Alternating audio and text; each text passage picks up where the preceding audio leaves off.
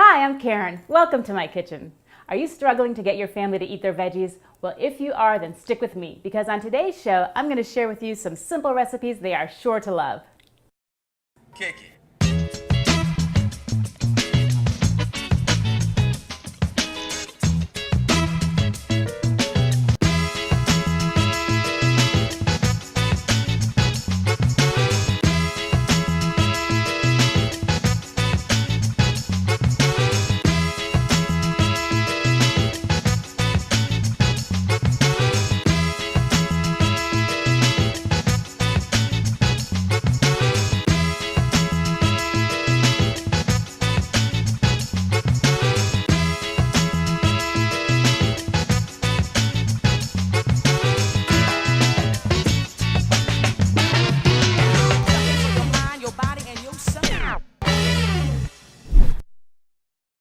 For our first dish today, we are taking a trip to the Mediterranean with a very delicious, very simple and traditional hummus.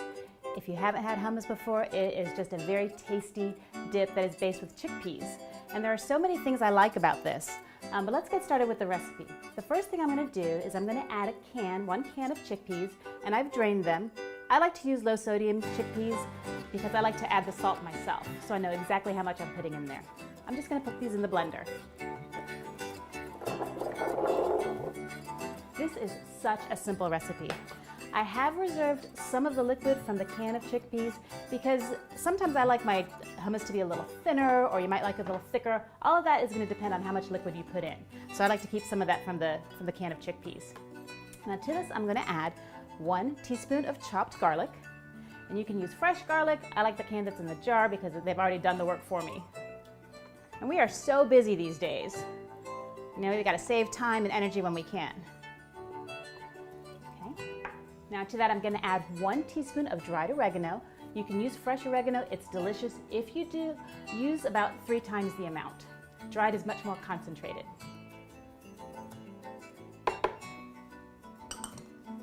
I'm going to add 2 teaspoons of olive oil, extra virgin, and you want to get a nice good quality olive oil for this.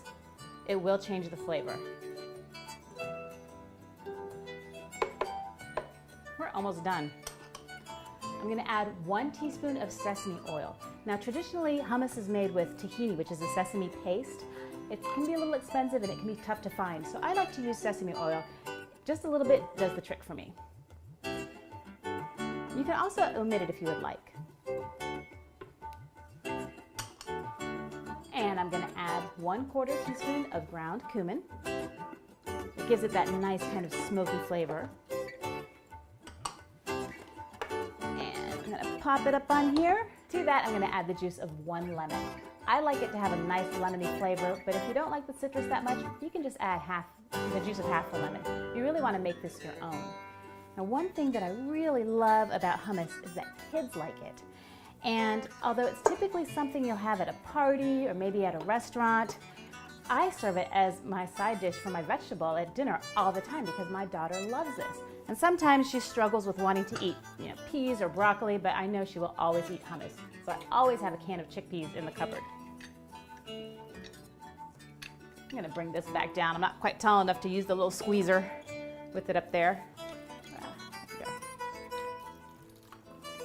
I like this too because it's a workout. Get my upper body strength going. Another great thing about hummus is that you can change it up a lot. If you like sun-dried tomatoes, if you blend a few of them in there with this, it's incredible. Or even some black olives to give it a different flavor, or a little extra roasted garlic. All of those change it up completely, and it's so delicious.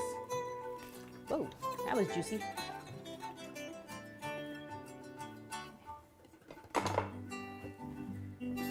Now here's where the reserved liquid from your can of chickpeas comes into play. When I start to blend it, the blender gets stuck a little bit, so you really need to add a little more moisture. You can use regular water if you'd like. That's absolutely fine. This is going to make a lot of noise.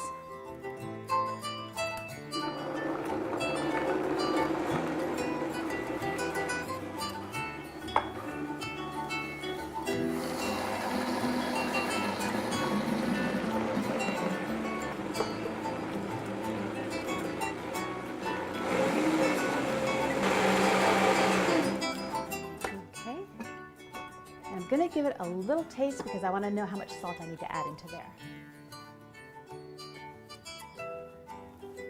It's really good, but it does need some salt. I'm gonna give it a nice pinch, and maybe a pinch and a half.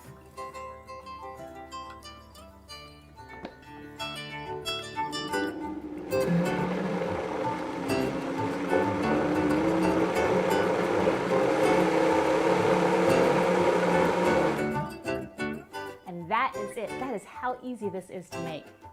I like to serve it in a fancy platter or dish. But something I also like to do sometimes is to put it in a piping bag, and if I want to get really fancy, I can make it into fun little shapes on the dish and just really kind of liven it up.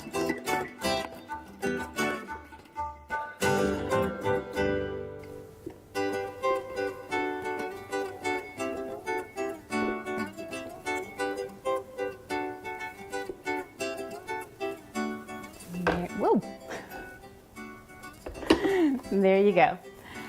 Now you can serve this with soft pita bread. I like to serve it with vegetables and chips. And like I said, this is a great side dish for dinner. But when you want to get fancy, look at that. Now does that not look like something you'd want to munch on at a party? Make sure you give this a try. I know you're going to enjoy it as much as I did.